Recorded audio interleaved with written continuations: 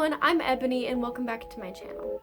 Think I know you better to forget her. Certain people made for running.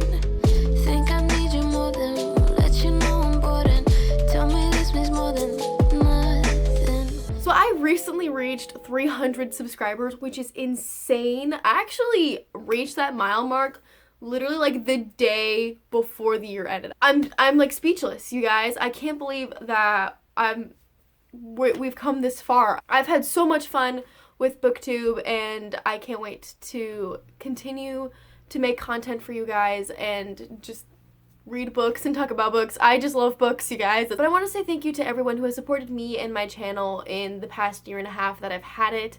It has really made my life so amazing and it's just so fun and a great creative outlet for me, so I really appreciate that you guys support me. So for 300 subscribers, I wanted to do a Q&A, which I have done for the 200 subscriber mark and the 100 subscriber mark. So like if you wanted to see other Q&As, you could check out those videos too. So I went on my social medias and asked people to ask me questions for this Q&A. So if you want to be able to participate in a future Q&A, go follow my Twitter, my Instagram down below. Well, let's just get right into the questions. So first question is, the worst book you ever read? That is not hard at all. And that book is Fahrenheit 451 by Ray Bradbury. I had to read this one for school, so like that's the reason why I didn't like it. But I'm just in general not a huge fan of classics. I don't like the writing style. I don't really care for anything that classics have to say. It's usually very misogynistic and it's just problematic to me. And so I just don't vibe with classics. So this book in particular, I could go on and on about the reasons why I don't like it. The main reason is the writing style, because it's written in that like gross older English that like is harder to comprehend. But not only that, but like Ray Bradbury just like weaves in like 7 different like metaphors and similes into telling you that the grass is green. Like I think that there was a paragraph like this long about what color the grass was, and I'm like, nobody cares about that. Yes, description is important, but like not to that detail. So like that really irritated me. And also there was this part about this like fire truck, but it was also a big mechanical dog. I honestly have no idea what that even is. Like, I literally have no idea. And then also I really did not like the ending. I won't tell you it in case you want to read it, but the ending is probably one of the worst endings I've ever read. At least in my opinion. So yeah, I hate that book with a passion. The next question is sort of a two-parter. So the first part is, what or who got you into reading? So I've always been into reading. I guess you could say my parents got me into reading because my mom has read to me ever since I was like, I think she read to me even before I was born. Like, she would read, like, while she was still pregnant with me. Like, she just always read to me all the time. And then by the time I was able to actually read myself, it just, like, took off from there because I just really enjoyed it. So I guess you could say my parents got me into it, but it was also kind of me. Like, I just enjoyed it for as long as I can remember. And then the other part of this question is, who inspired you to make a YouTube channel? So I don't think that anyone in particular, like, inspired me to make a YouTube channel. I discovered Booktube my senior year of high school and I just fell in love with it. I thought it was like the coolest thing ever. I didn't know that it existed and that people talked about books on YouTube. Like, I didn't know that was a thing. By the time I got to college, my freshman year of college, I was like, you know, I could do this, because like I think I was afraid before because, I don't know, it's kind of like awkward, especially when you're living at home. You're like, hey mom, you be quiet because I'm filming. Like, I don't know, like I was just really scared to tell my parents. I didn't tell my parents for a long time. And so like I think that once I was in the dorm like by myself, I was like, I could actually do this. And then my roommate Faith actually sort of like encouraged me too. She's like, what's stopping you? So then I decided, why not, you know? There's kind of a lot of factors influencing me to make my YouTube channel. The next question is, 3 book characters you'd hit with the bus with no regrets. I'll have to think about that one. I'd have to say probably the first character that comes to mind is Nick from Fangirl. This is the graphic novel. I do have the actual book, but my roommate is borrowing it, so I can't hold it up. But Nick from Fangirl. So if you read this book, he is the character who is in Kath's writing class, and they like write together and they like write a story like on their own time, and then Nick decides to turn it in for his final project.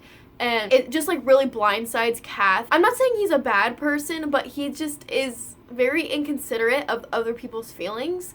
And so I don't know, he just really irritates me, and the fact that it bothers Kath as much as it does, like, makes me angry even more, because I love Fangirl and I love Kath. So, like, Kath is, like, I hold her near and dear to my heart, and because Nick, like, does these things to her, I hate him for that. So, yeah, that was the first one that popped in my head. Let me see if I can find more. So, I don't have it in the books with me, but I do have them, but I'm just gonna show a picture. So that's from the Uglies series by Scott Westerfeld. The character that I would punch in the face is Tally, the main character, because I reread these books fairly recently with my boyfriend, and we're like, the whole time we're like, Tally, what are you doing? Stop. Like, she's just so irritating at times. She's not a good friend. She's not a good girlfriend. She's just mean to and uses, like, everyone she's around, and it's just so toxic. I loved this series as a kid, and so rereading it as an adult, I'm like, wow. I don't want to, like, give spoilers away, but she does this thing to Zane, and as a kid, I loved Zane. Zane isn't, like, he wasn't as amazing when I was rereading it as an adult, but as a kid, Zane was my baby. And she does these things to Zane that make me so angry. I would definitely hit Tally with a bus, no questions asked. And the other person I would hit with a bus is one of the characters in The Way I Used to Be by Amber Smith. So I've talked about this book a lot. This was my favorite book that I read in 2020. But the premise of this book is it's about this girl named Eden who, her freshman year of high school, is raped by her brother's best friend. And, like, it just follows her throughout her 4 years of high school and her trying to deal with that trauma and that PTSD from what happened. And so I would definitely, 100,000,000%, without a doubt in my mind, hit the guy who raped her with a bus. I would hit him with a freight train. He just makes me so angry, and I don't like him at all. Oh yeah, those are the 3 characters I would hit with a bus. Next question is to choose one bookish world to live in. That is a difficult one because there's a lot of really good ones. Probably Vampire Academy, I'd have to say that. I think it'd be really cool to hang out with, like, Rose and Dimitri and Lissa and Christian and Adrian. I love Adrian. And, like, just all the cast of the Vampire Academy books I think would be so much fun to hang out with. Even if I had to deal with the impending danger of Strigoi, I would still, like, endure it just to be able to hang out with them and even go to St. Vladimir's Academy. I think that would be so fun. What book character do you think would be your best friend and why? I hate to, like, say this book again, but probably Kath from Fangirl. I've said this before, Kath and I are very similar in our personalities. We both majored in English. We're both from Nebraska, and we both have, like, social anxiety, and we both like fiction and reading fiction. I don't write as much as she does, but I still enjoy writing. I just think we have a lot of things in common, so I think that we would be really good friends, and I do love to fangirl probably as much as she does. Yeah, I think that Kath is a good pick for that question. What book character do you think would be your worst enemy and why? That is a difficult one. Okay, so it's been a hot minute since I've read this book, but I might go with Dreamland by Sarah Dessen. The main character in this book is named Caitlin. I honestly didn't remember because it's been so long since I've read this book. I do want to reread it. From what I remember reading this book, Caitlin, I mean, she starts out like a normal person, but, like, she starts dating this guy, and, like, it sends her down a dark path. You know, she does drugs, skips school, like, just, like, really bad stuff. And I can't handle that at all. I do not want to be friends with someone who is dating someone so severely toxic for them, and they just don't listen to you when you're like, dude, this is a really toxic relationship, and you're going down a really dark path, like, and they just, like, don't listen to you. You know what I'm saying? And so I think that would drive me crazy if I saw this happening to my friend and was like, hey, you need to, like, realize this and where it's leading you, and they just, like, don't listen to you at all. So yeah, I think that might be a good answer for that. Next question is, what inspires you to continue Booktube? I think the biggest thing that inspires me is the friends that I have from Booktube. I have a lot of really good friends from, like, Instagram, some from Twitter, some from support groups, from the read along, from my book club. Like, I just have a lot of different people that I talk to within Booktube, and I think that really, like, motivates me, keeps me going, because I watch their videos and I get inspired by what they do. Their creativity inspires my creativity. So I think that really helps. Also, I just feel, like, satisfied when I finished and like I upload a video and people watch it and they like it, like it's just like it brings joy to my heart. And so I think that really inspires me to continue Booktube as well. The next question is favorite college course you've taken so far. So that's an interesting one because there's a difference between like it's my favorite class because I really liked the content, or it was my favorite class because I really liked the professor. So there's kind of a difference there, and I think I have a couple of answers. So I took a human geography class my very first semester, and that one was really fun, but that was only because I loved the professor and also the class was really easy.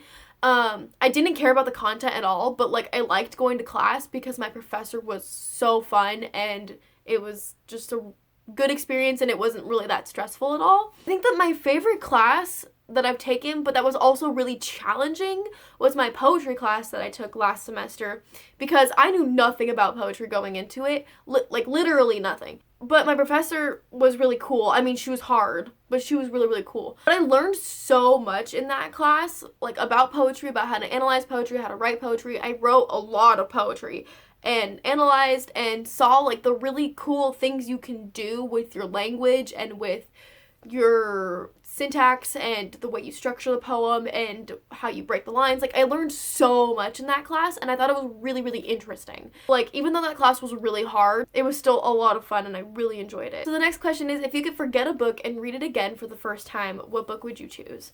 And I have to go with Winter Girls by Laurie Halse Anderson. This is my favorite book of all time. The premise of this book is that it's about a girl who has anorexia and her best friend who had bulimia just died. And so, like at the beginning of the book, she died. And so the main character dealing with the grief of that loss plus dealing with her eating disorder, it's just a really good combination and it was really intriguing and impactful. One of the main reasons why I love this book is I have this like weird thing about eating disorders. I think that eating disorders are really interesting and I am not trying to be offensive in any way to anyone who does have an eating disorder. You know how like some people really, really like serial killers? That's kind of how I am with eating disorders. I honestly think this is probably one of the best books I've read representation-wise of eating disorders, and I've read a lot of eating disorder books, but also just the writing style was really amazing. It does like different things, like right here there's like numbers because like the friend called the main character, 33 times. And also the author does these like strikeout things where it's like things that the character is like thinking but she doesn't want to be thinking, so it'd be like she'd be like, oh, I just really want a muffin, and then it would be like strike down. She's like, I don't need a muffin, I'm strong. So it's like it kind of like shows that like internal mind dialogue thing. Long story short, that is definitely my favorite book and I would love to read it again, mostly because I don't remember reading it the first time because I think I read it in like 7th grade or something. And it was just so long ago, and I've read it so many times since then that I don't remember my initial reaction. I just always remember loving it. So I think that would be really cool to like not have read it and then be able to actually see my initial reaction. And the last question I have is from my friend, actually, Faith, and she says, how do you keep from getting burnt out? So I don't know if you mean burnt out from reading books or burnt out from doing YouTube, so I'll just answer both. The real answer is I don't have a way to keep from getting burnt out. I do get burnt out. Like, I think last year I had like 3 reading slumps where I'll go 2, 3, 4 weeks without hardly reading anything, physical or audiobook. I just like need a break. When I feel like I'm getting slumpy, I just kind of let myself be in that slump. Yes, it sucks and it does put me behind, but like it just happens and you kind of just have to accept that. And because I think if you try to push yourself through a slump, you're gonna make it worse and make it last even longer. YouTube, on the other hand, I've only had one like real YouTube slump. Things happened in my life that I just didn't have the motivation or the want to film or to edit or to do any of that stuff. And I wanted to just like take a break from social media. In summary, I don't have a way to keep from getting burnt out because it happens. It happens to everybody, I'm sure. So when it does happen, I just let it happen and try to like let it take its natural course.